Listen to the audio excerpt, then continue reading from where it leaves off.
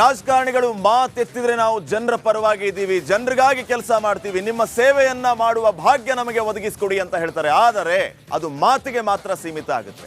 ಹಾವೇರಿ ಜಿಲ್ಲೆಯಲ್ಲಿಯೂ ಕೂಡ ಇದೇ ರೀತಿಯ ಪರಿಸ್ಥಿತಿ ಇದೆ. ಬರಗಾಲ ಬಂದಿದೆ, ಕುಡಿಯೋದಕ್ಕೆ ನೀರಿಲ್ಲ, ಜನ ಪರಿತಪಿಸುವಂತಹ ಪರಿಸ್ಥಿತಿ ಬಂದೊದಗಿದೆ. ಆದರೆ ಕುಡಿಯೋದಕ್ಕೆ ನೀರು ಸಿಗ್ತಾ ಇಲ್ಲ, ನೀರು ಕೊಡಿಸೋದಕ್ಕೆ ರಾಜಕಾರಣಿಗಳು ಯಾವುದೇ ರೀತಿಯ ಕೆಲಸವನ್ನ ಮಾಡ್ತಾ ಇಲ್ಲ. ನೀವು ನಿಮ್ಮ ಮಾತಿನಲ್ಲಿ ಜನರಿಗೆ ಇಂದ್ರ ಚಂದ್ರನನ್ನ ತೋರಿಸುವಂಥದ್ದು ಬಿಡಿ, ನಿಮ್ಮ ಮಾತು ಕೃತಿ ಆಗಬೇಕು, ಕೆಲಸದಲ್ಲಿ ಅದು ಕಾರ್ಯರೂಪ ಆಗಬೇಕು. ಆದರೆ ಅದು ಯಾವುದು ಕೂಡ ಆಗ್ತಾ ಇಲ್ಲ ಅನ್ನೋದು ಹಾವೇರಿ ಜಿಲ್ಲೆಯ ಜನರ ನೋವಾಗಿದೆ. ರಾಜಕಾರಣ ಮಾಡೋದನ್ನ ನಿಲ್ಲಿಸಿ ಹಾವೇರಿ ಜಿಲ್ಲೆಯ ಜನರಿಗೆ ಕುಡಿಯೋದಕ್ಕೆ ನೀರು ಕೊಡಿ. ರಾಜ್ಯದ ಜನರ ಪರ ರಿಪಬ್ಲಿಕ್ ಕನ್ನಡದ ನೀರು ಕಣ್ಣೀರು ಅಭಿಯಾನ ಇದೆ. ಈ ಅಭಿಯಾನದ ಮೂಲಕ ಈ ಹಾವೇರಿ ಜಿಲ್ಲೆಯ ಜನರ ಕಣ್ಣೀರು ಒರೆಸುವಂತಹ ಪ್ರಯತ್ನ ನಮ್ಮಿಂದ ಆಗ್ತಾ ಇದೆ. ರಾಜಕಾರಣಿಗಳು ಈ ಆಡಂಬರದ ಮಾತುಗಳನ್ನ ನಿಲ್ಲಿಸಬೇಕು. ವಾಸ್ತವವಾಗಿ ಜನರಿಗೆ ಏನು ಸಮಸ್ಯೆ ಆಗ್ತಾ ಇದೆ, ಮೂಲ ಸೌಕರ್ಯ, ಒಂದು ಬೇಸಿಕ್ ಕುಡಿಯುವ ನೀರು ಕೊಡೋದಕ್ಕಾಗ್ತಿಲ್ಲ ರಾಜಕಾರಣಿಗಳಿಗೆ, ಜನಪ್ರತಿನಿಧಿಗಳಿಗೆ ಅಂತಂದ್ರೆ ಏನು ಮಾಡ್ತಾ ಇದ್ದೀರಿ ನೀವು? ಏನೇನೋ ಆಶ್ವಾಸನೆಗಳನ್ನ ಕೊಡೋದು ಚುನಾವಣೆ ಪೂರ್ವದಲ್ಲಿ, ಆದರೆ ಒಂದು ಸರಿ ಗೆದ್ದು ಬಂದ ನಂತರ ಮೂಲ ಸೌಕರ್ಯಗಳನ್ನು ಕೊಡದಷ್ಟು ಕನಿಷ್ಠ ಆಗ್ಬಿಟ್ರೆ ನೀವು ಜನಪ್ರತಿನಿಧಿಗಳು. ಕುಡಿಯೋದಕ್ಕೆ ನೀರು ಕೇಳ್ತಾ ಇದ್ದಾರೆ, ನಿಮ್ಮ ಮನೆ ಆಸ್ತಿಯನ್ನ ಕೇಳ್ತಾ ಇಲ್ಲ, ಆದರೂ ಅದನ್ನು ಕೊಡೋದಕ್ಕಾಗ್ತಿಲ್ಲ ಅಂತಂದ್ರೆ ನೀವು ಜನಪ್ರತಿನಿಧಿಗಳಾಗಿ ಆ ಸ್ಥಾನದಲ್ಲಿ ಮುಂದುವರಿಬೇಕಾ? ಮುಂದುವರಿಯೋದಕ್ಕೆ ನಿಮಗೆ ಯೋಗ್ಯತೆ ಅರ್ಹತೆ ಇದೆಯಾ ಅನ್ನುವಂತಹ ಪ್ರಶ್ನೆಯನ್ನ ನಾವು ಮಾಡಬೇಕಾಗತ್ತೆ.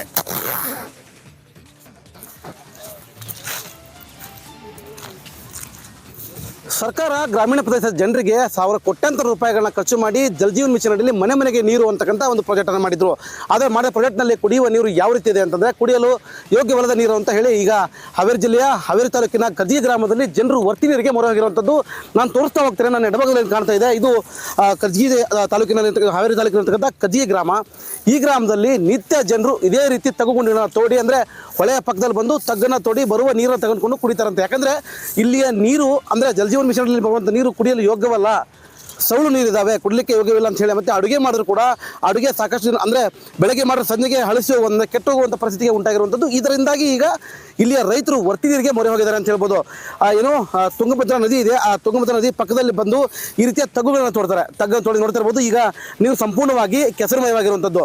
ಇನ್ನೇನು ಕೆಲವು ಸ್ವಲ್ಪ ಸಮಯ ವೇಟ್ ಮಾಡಿದ್ರೆ ಖಂಡಿತವಾಗ್ಲೂ ಇವ್ರಿಗೆ ಪಕ್ಕದಲ್ಲಿರ್ತಕ್ಕಂಥ ಈ ಗುಂಡಿಯಲ್ಲಿ ನೋಡ್ತಿದ್ರಿ, ಇಲ್ಲಿ ನೋಡ್ಬೋದು ಈ ಗುಂಡಿಯಲ್ಲಿ ಈಗ ಇಲ್ಲಿ ಅಂದರೆ ಸ್ವಚ್ಛಂದವಾಗಿರೋ ನೀರು ಬರ್ತಾ ಇರೋದು. ಈ ನೀರನ್ನು ತೆಗೆದುಕೊಂಡು ಜನರು ಕುಡಿಯೋದಕ್ಕೆ ಬಳಕೆ ಮಾಡುವಂಥದ್ದು. ಅಂದರೆ ಫಿಲ್ಟರ್ ಮಾಡಿದ್ರು ಕೂಡ ಇಷ್ಟೊಂದು ಸ್ವಚ್ಛವಾಗಿ ನೀರು ಸಿಗೋದಿಲ್ಲ, ಇಷ್ಟೊಂದು ಸಿಹಿ ನೀರು ಸಿಗೋದಿಲ್ಲ ಅಂತಕ್ಕಂಥ ಒಂದೇ ಒಂದು ಕಾರಣಕ್ಕಾಗಿ ಜನರು ಇದೀಗ ವರ್ತಿ ನೀರಿಗೆ ಮೊರೆ ಹೋಗಿರುವಂಥದ್ದು. ಇಲ್ಲಿಯ ಜನರು ಸಾಕಷ್ಟು ಜನಗಳಿಂದ ಅಂದರೆ ಜಲಜೀವನ್ ಮಿಷನ್ನಲ್ಲಿ ಬಿಡುವಂಥ ನೀರು ಏನಿದೆ ಆ ನೀರು ಸರಿಯಾಗಿಲ್ಲ ಅನ್ನೋ ಒಂದೇ ಒಂದು ಕಾರಣಕ್ಕಾಗಿ ಈ ರೀತಿಯ ಏನೋ ನದಿ ಪಾತ್ರದಲ್ಲಿ ಬಂದು ತಗ್ಗುಗಳನ್ನು ತೋಡಿ ವರ್ತಿ ನೀರನ್ನು ಕುಡಿಯಲಿಕ್ಕೆ ಮುಂದಾಗಿರುವಂಥದ್ದು ಹೇಳ್ಬೋದು.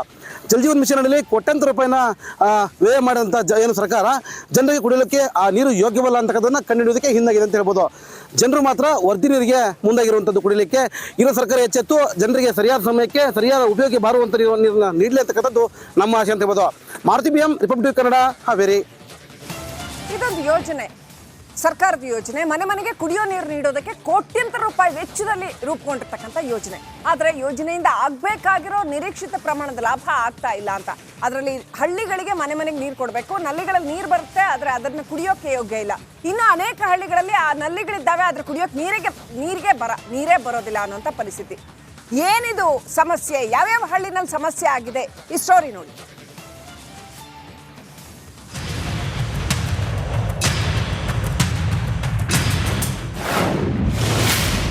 ಹಾವೇರಿ ಮನೆ ಮನೆಗೂ ನಲ್ಲಿ ಅಳವಡಿಕೆ, ಹಾಗಿದ್ರೂ ನೀಗುತ್ತಿಲ್ಲ ಜನರ ಬಾಯಾರಿಕೆ.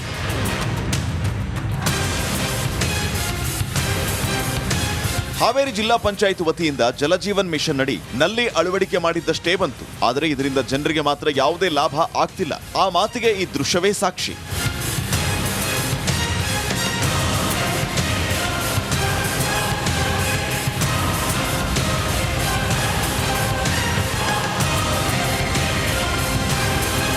ನೋಡಿದ್ರಲ್ವಾ, ಇದ್ಯಾವುದೋ ಗಡಿ ಜಿಲ್ಲೆಯಲ್ಲ, ಇದ್ಯಾವುದೋ ಕಾಡಂಚಿನ ಪ್ರದೇಶವೂ ಅಲ್ಲ, ಬದಲಿಗೆ ರಾಜ್ಯದ ಮಧ್ಯಭಾಗದಲ್ಲಿರೋ ಹಾವೇರಿ ಜಿಲ್ಲೆ ಹಾವೇರಿ ತಾಲೂಕಿನ ಕರ್ಜಗಿ ಗ್ರಾಮದ ಕಥೆ, ಗ್ರಾಮಸ್ಥರ ವ್ಯಥೆ.